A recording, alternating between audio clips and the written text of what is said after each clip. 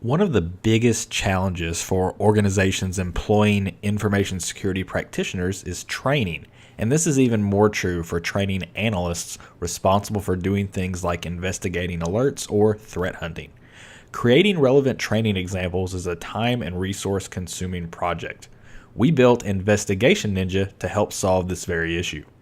Investigation Ninja is a unique training platform designed to simulate the investigative environment in a tool-agnostic manner.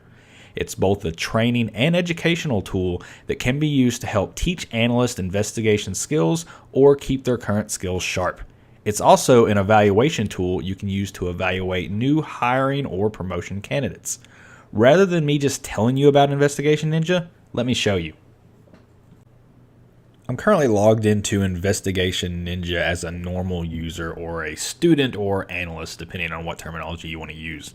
You'll see here that I've been assigned multiple simulations, and these just happen to be a part of my investigation theory training course, but really any simulation that you created would appear here. Now, I'm going to go ahead and click into one of these. We'll go ahead and do Lab 3, and when I do that, you'll see I'm presented with a couple interesting things. First is a Suricata alert that tells me it looks like I've detected someone visiting an exploit kit landing page. Now in this case, this is a real Suricata alert. You can see it has real content. It's based upon a real exploit kit. I've taken the name of that exploit kit out of here for now, but this is a real Suricata alert that you would find in a real deployment of the IDS. So this is the same type of alert an analyst would see when they have to go investigate something. So given that input, we have a couple different options for investigating the alert. And these are different data types that I can click into in order to investigate and determine, did something bad happen? And if so, how bad was it? With this initial input, I can start investigating based on the data sources I have listed here. Now, Investigation Ninja is built on the premise that analysts should be able to ask the right questions to get the right data. One of the shortcomings of most lab environments is that students can cheat a little by just browsing through all the raw data and looking for things that look weird, because a lot of the times they know there's something weird there. Now, this isn't a good representation of a real environment, because in a real environment, you have far too much data to do that. You can't go look at 2 hours of all the censored data. It's just too much. We're talking about gigabytes or maybe terabytes of data. So here you actually have to ask the right question to get the right data back that you can use to further the investigation. It's teaching good investigative analyst habits through appropriate question asking in pursuit of leads to develop conclusions. So in this case, let's say we want to do that. We want to look at flows here. We have an IP address here, a couple of them that we can pivot off of. So I'm going to go into network flows, and it's going to ask me what IP or port number I want to search for. In this case, I'm going to search for 10.0.0.5, which was identified in the alert, and hit go. And that's going to come back with some data for me. In this case, it looks like we have a few different conversations going on. We're talking to a couple of different responding IPs over port 80, probably web traffic. Then we have some communication going on to this port 1555, which is a little suspicious. It looks like the byte sizes are all the same, but nonetheless, we can get a sense of what's going on or who's talking to who here, just like looking at real flow data. Now again, I have to ask the right questions to get the right answers. If I go back in here and put an IP address that, there's not anything in the system related to, something that I just made up that wasn't in the actual alert, it's going to tell me up here that no relevant data was found. So here I'm having to search and input the right things to get the right data back, forcing good investigation habits, forcing analysts to draw logical conclusions based upon the data they already know so they know what to search for next. So we can dig a little deeper by looking at the other data sources we have available. Let's look at packet capture data, and one of the addresses we saw in the flow data that looked interesting was 8.1.1.1. So I'm going to go ahead and search for that in the packet capture data, in this example only searching for the IP address and not a specific conversation, and I'll get back data that is in T-Shark format. So we see we have the packet list here. It looks like we have a conversation going on. We see our send, SYNAC, ACK. We see all the TCP things we expect, and we see some HTTP data here as well. We also have the transcript information, and this is similar to a transcript that might be created with something like Squeal or some other type of tool that's going to extract the application layer data from the packets themselves. Now in this case, I've chosen not to show all the obfuscated data here. I've just put a placeholder in, which is a nice ability of the simulator. You can really put in what kind of data you want. In this case, we see we have a couple GET requests, one for some weird string after search.php right here. We have a GET request for a file called QWERTY here from the server. It looks like it's identifying itself, in this case maybe as a flash file, which is of interest. And then we have some more conversations going on here where we're downloading another file. In this case, this is binary data, and they're both searchable via an MD5, which I've identified. Now, you could use a real MD5 here. I've used an example one for this scenario, but you can plug in, again, whatever data you'd like. So what we've done here is identify a lot of different data points that we can now pivot off of in order to continue our investigation. And we can look at a lot of different types. We can look at the live process list from a system, live host file system, so we can search for the presence of files. We can go into the registry and search for individual hosts and then pivot off of data points for those individual hosts, at least for our internal host. It looks like this scenario is configured to allow you to look at the app compatibility cache, the auto runs entries, and system restore entries in the registry. So several options there. When we're done and we're ready to make a final decision, we do that with the Make Decision button down here at the bottom. In this case, let's say that I've gone through and investigated this and I've determined that an incident did occur. Now in this case, I'm going to input all of the relevant IPs that I found that are related to both the attacker, the bad guy, and related to the good guy. So in this case, let's say I found these. 10.0.0.5 is the good guy. These two addresses represent the bad guy. So I'm going to go in here and click Submit. What do you know? It turns out I'm not actually correct in this case. I failed the scenario, but I do have some interesting information here. In this case, did an incident occur? Yes. It looks like I got that correct. There's a green check mark. Victims, I got that correct. What about attackers? We have two green responses here. We have this question mark.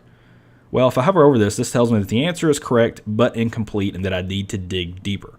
So we're not just telling you that you got it wrong. We're telling you that you got parts of it right, but you need to dig a little deeper. There's something else you're not seeing related to this investigation that warrants a little bit more digging, a little bit more research.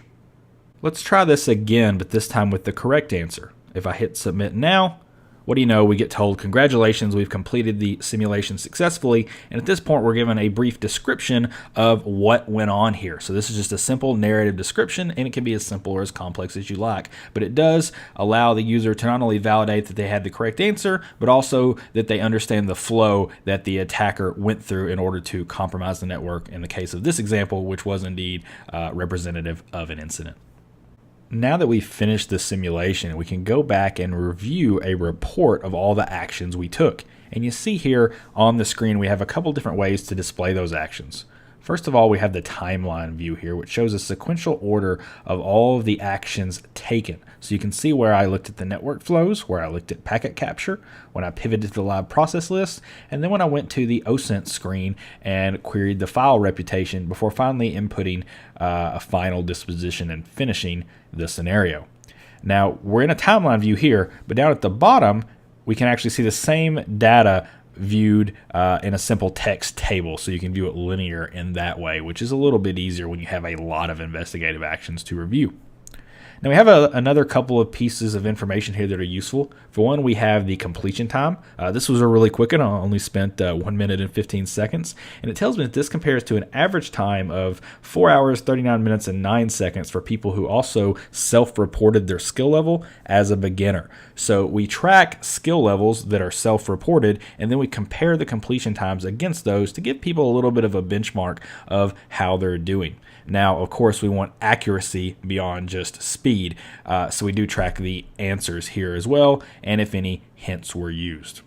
Now, this screen is available to any analyst or any end user of the system for their own investigations, and as an administrator, you can also see the investigations of any analyst that you've created or that are assigned to your organization.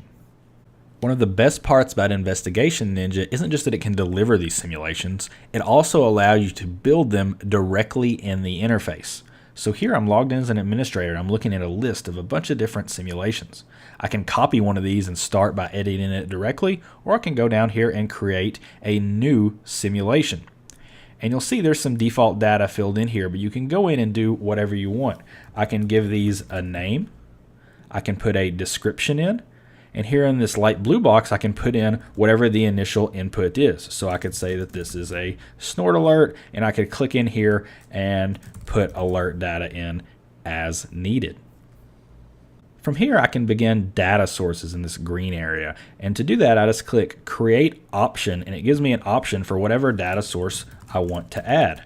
In this case, I can add a section for memory dumps, and then I can click into there and go to the next menu level. So in this case, I can say, what host do you want to pull memory for? Okay, that. And in this case, I'm going to flip display options to off because I want people to actually have to search for a particular host. I don't want to just display a list of options for those hosts. So I can go in here and put 192.168.0.1. And now when a user is presented with this simulation, they can go in and search for hosts. They can say, I want to pull a memory dump and specify the IP address of the host. If they enter a host that isn't in my list, they're not going to be able to pull memory from that host. Then I can go in here and click edit to go to another layer and actually put the memory dump data or provide some additional menu options for them to choose and really simulate popular memory analysis tools. I can maybe simulate something like volatility or recall and simulate its different menu options to make it feel and look realistic. Of course, we try to keep this tool agnostic. That's really where the best simulations exist. So you can just make it data focused instead of tool focused. But the key point here is the options are somewhat limitless. As you've already seen, we have lots of different data types that you can put in here. You can put registry keys, you could search the host file system, memory dumps, Windows event logs. Really, the way this is designed, the sky's the limit. You don't have to have a predefined parser or pattern for inputting data in. You can really put it in however you want. We certainly have some templates for certain data types that make it a little bit easier, but you can create your own on the fly as well. Now, once you've input your data types that people will use to investigate the simulation, you have a couple more options. One of those down here below is our decision or our disposition, which is where we put the correct answer. So we can say, yes, an incident occurred, or no, it didn't. Put any friendly or hostile IP addresses. We can, of course, change those messages that are associated with those as well. And we can put the solution details that are displayed when the user gets the answer correct. We can also configure that so that they get the correct answer even if they get it wrong the first time. That's pretty flexible.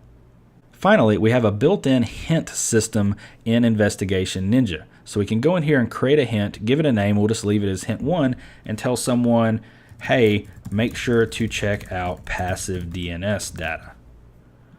And these hints will be displayed in a hidden form to the user during the investigation. They'll be hidden and they have to click a button to display them. Of course, when they display hints and their use of those, that's tracked and that's put in the final investigation report. But if someone gets stuck, they're having a hard time figuring out what to do next, maybe you're training some junior level analysts, you can put as many hints as you want into these investigation scenarios to help nudge them along when the need arises.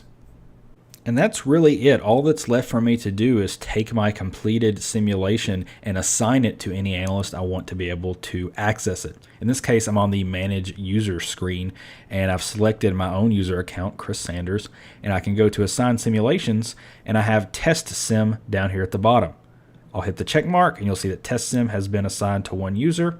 And now, if I go to my home page, Test Sim is now available, and I can take that simulation. So very straightforward, very easy to manage multiple simulations, assign them to all sorts of different users, ad hoc or as large groups.